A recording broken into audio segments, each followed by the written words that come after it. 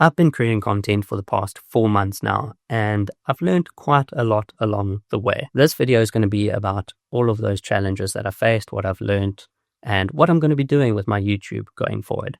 I just finished my first series on YouTube, which is pretty cool, even though not everything went to plan, but that's pretty much what the video is about. I just want to say as well that I am not a professional in this industry or anything. This isn't for necessarily anyone to learn anything super significant. It's just kind of something that I can look back on as well in the future and kind of see what I've learned at this point and see what I learn going forward with the whole content creation thing. I know it's not what my usual videos are, but I really want to do this for myself in terms of learning and growing as a content creator. So yeah, just a little bit of a disclaimer. So yeah, just a little bit of a disclaimer. This is not going to be sort of like my usual content, but it is something that I think will be valuable to me, at least in the future. So yeah, I guess we're just going to get into it then. Number one, planning is very important. Not all of my videos were planned super well, and you can kind of see it in the videos that weren't planned well. Out of all of the short form and long form videos that I created, I would say that the ones that I planned from the beginning are the ones that turned out the best.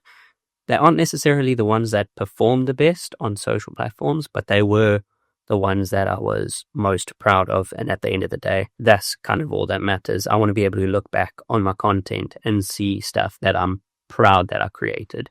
That was sort of an issue with another channel that I had, where after a little bit of time, the content that I created wasn't really matching my own expectations, because I was trying to keep up with the pace of like modern social media expectations, and that meant that I was posting a lot, but the quality of my videos wasn't super good.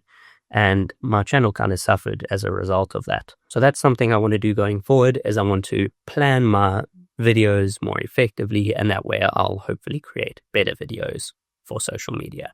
I might not be able to create videos as often as I currently am, but at the end of the day, I think it will benefit the channel, and I'll just be more proud of the work that I produce. And I think that's the main thing that matters. But yeah, that's kind of the whole thing for planning is important, but it kind of leads into the next point, which is not everything goes to plan. This was quite a common theme in my 20 Weekends of Good Weather series, and it's ultimately why I actually had to stop the series early. Obviously, there were little challenges like diving conditions not being great, which meant that I couldn't go diving on certain days, and I had to adjust that plan to something else, which was fine. I could sort of adjust on the fly, and some of those videos still actually went quite well. But the biggest challenges that I faced were my camera broke, as in my GoPro, and then shortly after that, my PC stopped working as well. It meant that I couldn't create long-form content for a few weeks of my series, and that's pretty much why there's a whole bunch of content missing from the 20 Weekends of Good Weather series. I think it came to about 11 videos. I think this will be video 12 of the whole thing, kind of wrapping it up and looking back at what I've learned, but yeah, for that whole actual series, there were about 11 videos. So yeah, but that was kind of a big challenge, and it's something that I do have plans to combat in the future. I've got a new GoPro since that issue happened, and I'm looking at insuring the GoPro. I'm also looking at getting a laptop that is capable of doing better edits, and I think that will also help with editing on the move as well, because that's another challenge that I faced, is that because I'm editing on my PC and my current laptop isn't capable of doing long form edits, having a laptop that would allow me to travel and create content will be a huge help. Because as a creator, and even just as like anyone who has a family situated in different locations, you're going to be traveling from time to time.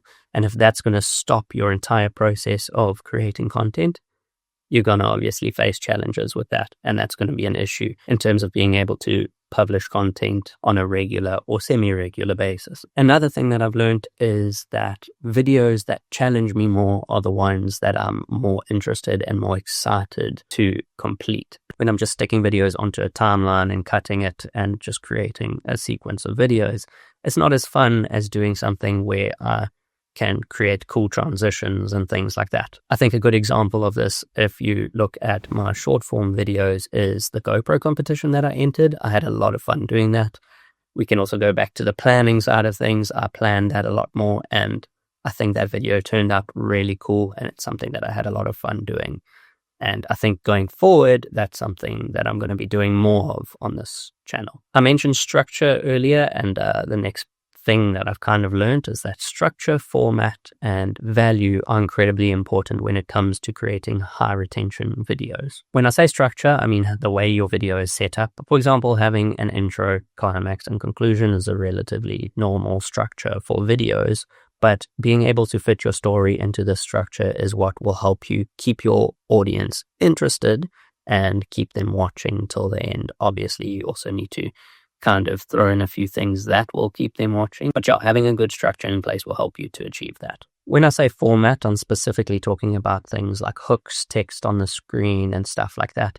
If you're a content creator or you've got any targeted ads for content creation, you'll almost definitely know what I'm talking about. It's quite a hot topic in terms of social media content at the moment. So I'm not going to go like super deep into this one because it's something that's been discussed so much. You can probably just look it up if you don't know what it is after this, if you're interested in learning about that.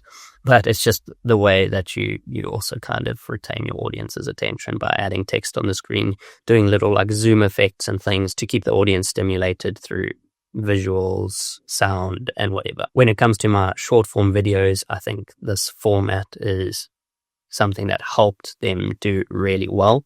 The videos that performed the best had a sort of format in place. They weren't necessarily following trends. The trend following actually kind of didn't go so well. But when it came to following these sort of formats with hooks and text on the screen and stuff, those videos are the ones that actually perform the best. And those sorts of things can be very valuable for your videos when it comes to doing well. I think what you do have to do, though, is figure out a bunch of different ways to do that, because if you're just constantly doing the same sort of thing over and over again, then your audience is going to sort of lose interest. On my other channel, I've had some videos hit over 1 million views, and they used a specific format. But as I continued to do that same format and put it as part of like a series, the videos got less and less views. So I think it's also important to mix those things up and try and figure out ways to keep your content interesting. As for the value aspect of this point, I think this one's quite obvious. If your audience doesn't see any value in the content that you're producing, they're not going to want to keep watching your content or returning to your channel. I think a good example of maybe not the best value in terms of the content that I've created is in my freediving video. I think there's also some structure issues that contributed to this. The content was supposed to be heavily vlog styled, but maybe the title and thumbnail made it a little bit misleading. I only got one comment that was negative for it, but it was something that I thought about afterwards, and I think it does have some point to it. They said that it was a little bit misleading because I said that I'll be freediving in Cape Town, and only about a minute of the video was freediving. The structure of the videos in this series was sort of where I start very vlog style, where I'm just speaking to the camera, and then eventually it goes into a cinematic sort of video. And I can only make those cinematic videos so long without the audience losing interest. So I don't 100% agree with the comment, but I do see where the person's coming from, and I do see how the video could have been misleading in that way. So I think this is something that's very important to think about in the future when it comes to structuring my videos and planning out the value that the audience is going to get from those videos. I think one approach to sort of do this is to maybe create 2 types of videos in the future, where I create one that is a vlog style sort of behind the scenes sort of video, and then create another which is purely just the cinematic side of things. Obviously putting some of the cinematics into the vlog style video, but when it comes to the cinematic one, it's just that. And I think that'll help separate audience intention, and then it can also help my audience get more value from the videos because they'll know what to expect in the videos that I'm publishing. This will also help me to create more content from each session that I'm filming. One of the challenges I also faced was that I was spending an entire weekend filming this content, and then that would all go into just one video, and getting all of that content into one video before the next weekend was quite a challenge, and eventually it had to start pushing over into the following week after that. So I think this will actually help a lot in terms of taking the pressure off when it comes to filming the content.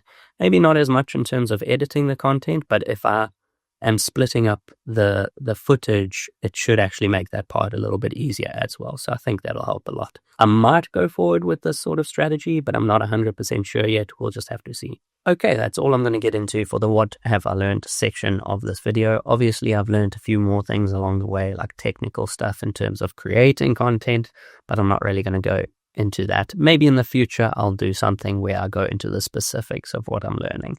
But the final point of this video is to look at what I'm going to be doing going forward, because I'm sure some of the people who watch my videos are going to think, oh, the 20 Weekends of Good Weather series is over. What are you going to do now? I'm super excited for this next chapter, and it's something that I almost actually started this channel with, but it has the goal of learning more about content creation, which I think is going to be very valuable to me as a creative, and I'm hoping it's also something that will be very interesting to you guys watching the videos. I'm not going to get into the specifics of that here, just know that I will be starting that soon. If you want some little bits of insight, I might start posting a little bit about it on my short form content, so you can go and follow me on other platforms as well. But yeah, if that does sound interesting to you, stick around, and if you're new here, subscribe and you'll be seeing that soon.